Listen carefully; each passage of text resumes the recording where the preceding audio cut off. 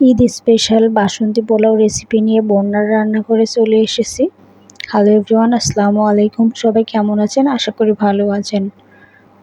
সাধারণত বাসায় সবসময় প্লেন পোলাও রান্না করা হয়। ঈদ উপলক্ষে বা ঈদের দিন ভিন্ন রকম যদি একটু পোলাও রান্না করা যায় সবার কাছে অনেক ভালো লাগবে। এটা খুব সহজেই রান্না করে নেওয়া যায়। এখানে বাসমতি চাউল নিয়ে নিয়েছি। খুব ভালো করে ধুয়ে নিতে হবে চালটা।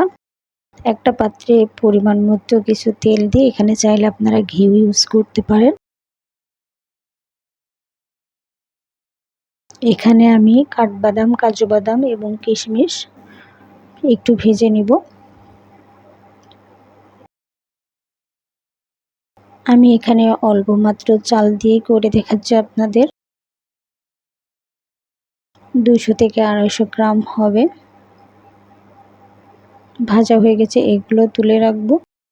নতুন বন্ধু যারা আমার ভিডিওটি দেখছেন, আমার চ্যানেলটি সাবস্ক্রাইব করে পাশে থাকবেন এবং বেল বাটনটি অন করে রাখবেন। আর ভিডিওটি যদি ভালো লেগে থাকে তাহলে সবার মাঝে শেয়ার করতে ভুলবেন না। একই তেলের মধ্যে কিছু পেঁয়াজ কুচি ভেজে নিব। এর মধ্যে এলাচ, দারুচিনি এবং তেজপাতা একটু ভেজে নিব। আমি এখানে 3টা এলাচ, কয়েক টুকরো দারুচিনি এবং 2টা তেজপাতা অ্যাড করেছি এবং ধুয়ে রাখা চালগুলো এখানে দিয়ে ভেজে নিতে হবে। চালটা বেশি সময় ভিজিয়ে রাখার প্রয়োজন নেই। আমি কয়েকবার পানি পাল্টিয়ে ধুয়ে নিয়েছি। এখানে হাফ চা চামচ হলুদের গুঁড়ো অ্যাড করব। বাসন্তী পোলাওটা এভাবে রান্না করলে দেখতে অনেক লোভনীয় লাগে। আপনারা চাইলে হলুদটা স্কিপ করবেন যদি পোলাওটা সাদা সাদা রাখতে চান। খুব ভালো করে চালটা ভেজে নিতে হবে।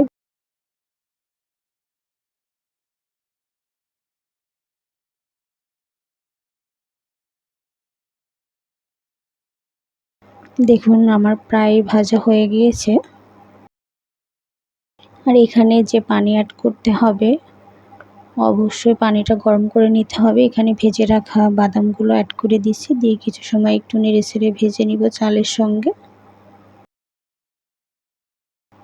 যে পাত্রে আপনারা চাল মেপে নেবেন সেই পাত্রে ডাবল পানি নেবেন। আর এখানে আমি পানিটা গরম করে নিয়েছি।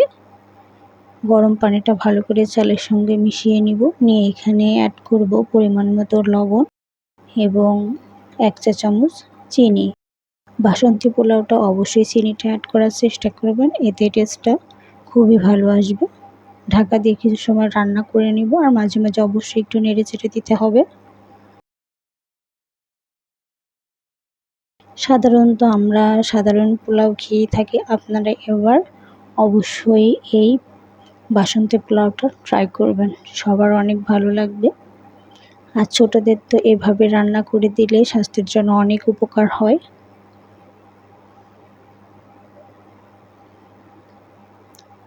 দেখুন পানি প্রায় শুকিয়ে এসেছে। আর পানিটা ঠিকঠাক করে মেপে দিলে পারফেক্টলি আপনার পোলাওটা ঝরঝরে হবে।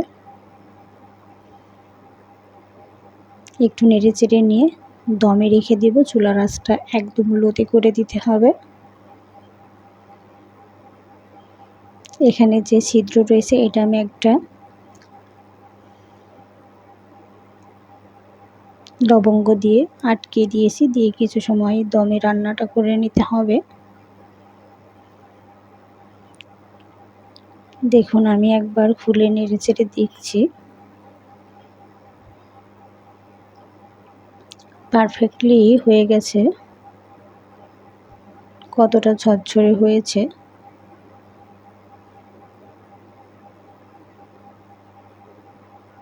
এটা আপনারা ঝাল ঝাল চিকেন কষা বা যে কোনো মাংসের সঙ্গে অনেক ভালো লাগবে।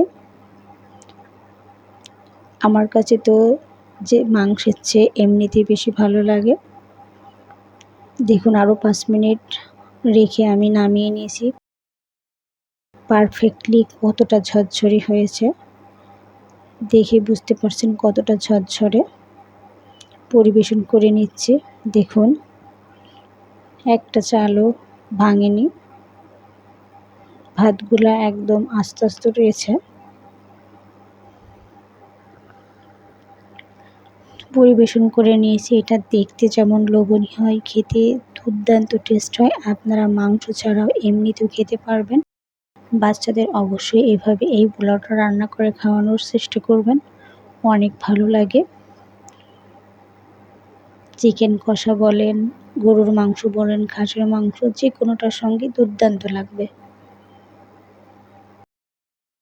আপনারা অবশ্যই ঈদ স্পেশাল এই বাসন্তী পোলাওটা ট্রাই করবেন। আর যদি ভালো লাগে এই পদ্ধতিতে রান্না করে অবশ্যই আমার কমেন্ট বক্সে জানাতে ভুলবেন না। আমি আজকে ঝাল ঝাল চিকেন কষার সঙ্গে আপনাদের পরিবেশন করে দেখাচ্ছি, জাস্ট অসাধারণ। সবাই ভালো থাকবেন, সুস্থ থাকবেন। আল্লাহ হাফেজ।